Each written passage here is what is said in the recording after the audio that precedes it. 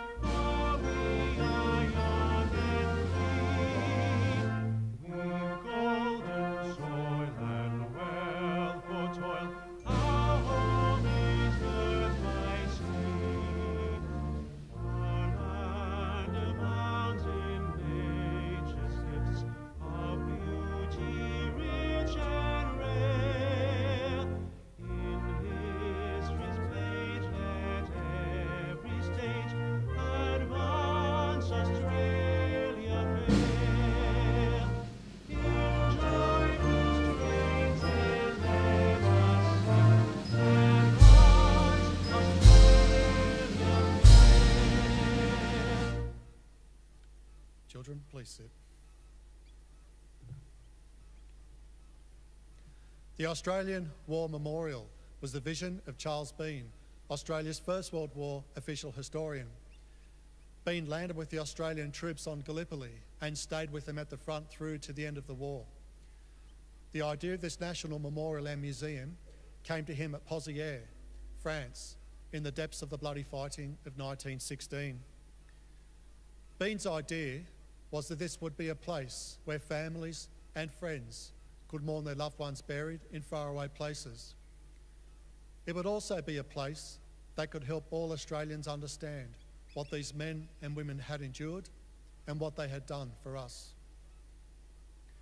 Bean's vision, to which we remain true, is best expressed as inscribed in the entrance to the memorial's galleries. Here is their spirit, in the hearts of the land they loved, and here we guard the record which they themselves made.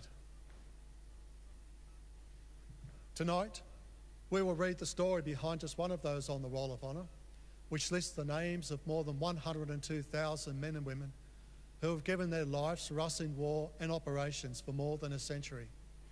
But first we present a lament, Flowers of the Forest. Wreaths or floral tributes will now be laid at the base of the pool of reflection.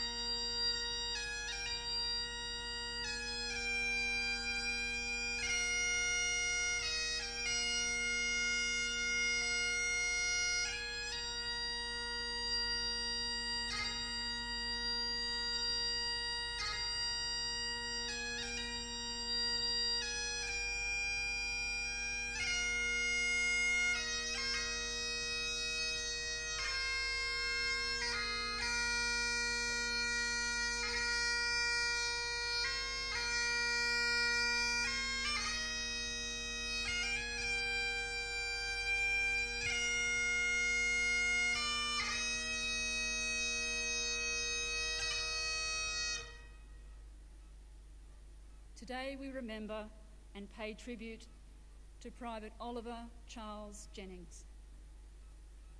Oliver Jennings was born on the 19th of April 1897 in West Maitland, New South Wales, the fourth of 9 children of Francis and Hannah Jennings. Known to family and friends as Ollie, he grew up in West Maitland and attended the local Maris Brothers High School. After leaving school, he was employed as a labourer by the New South Wales Railways. Following the outbreak of the First World War, Jennings enlisted for service with the Australian Imperial Force in Newcastle on the 28th of July 1915. After his initial training, he was posted to the 6th Reinforcements to the 19th Battalion.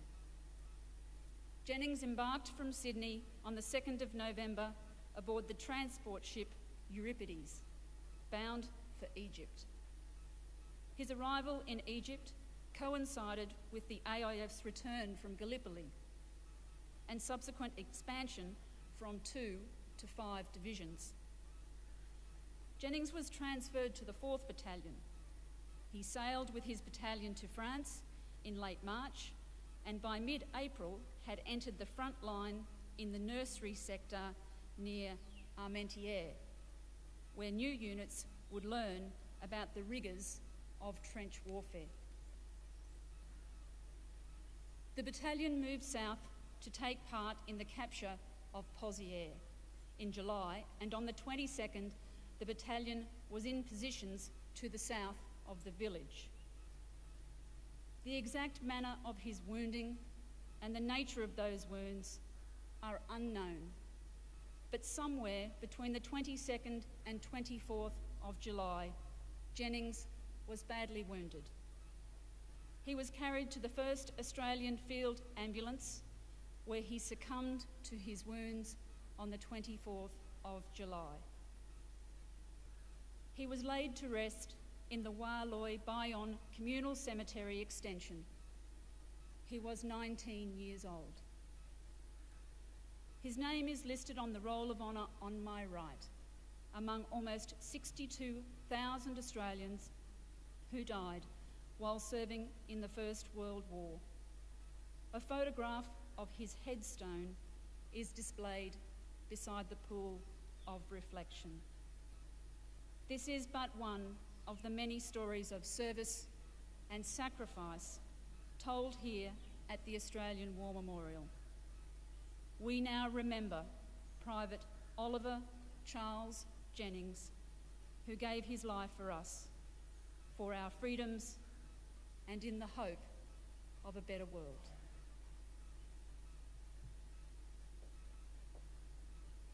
Please stand for the ode and the sounding of the last post.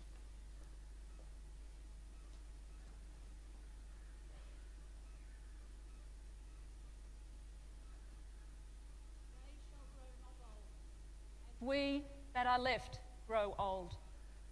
Age shall not weary them, nor the years condemn. At the going down of the sun, and in the morning, we will remember them.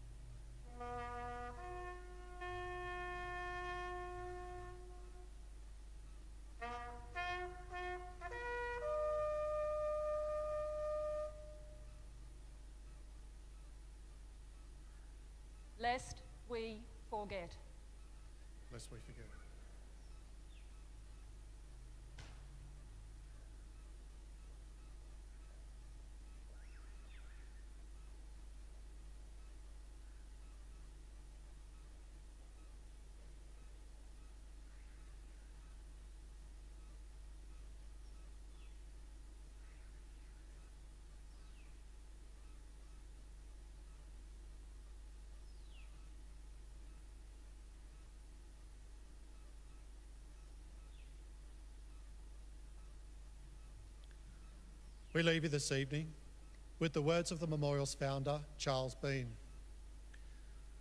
Many a man lying out there at Pozieres or in the low scrub at Gallipoli, with his poor, tired senses barely working through the fever of his brain, has thought in his last moments, well, it's over. But in Australia, they will be proud of this. Ladies and gentlemen, girls and boys, that concludes the last post ceremony. Thank you for visiting the Australian War Memorial, and good evening.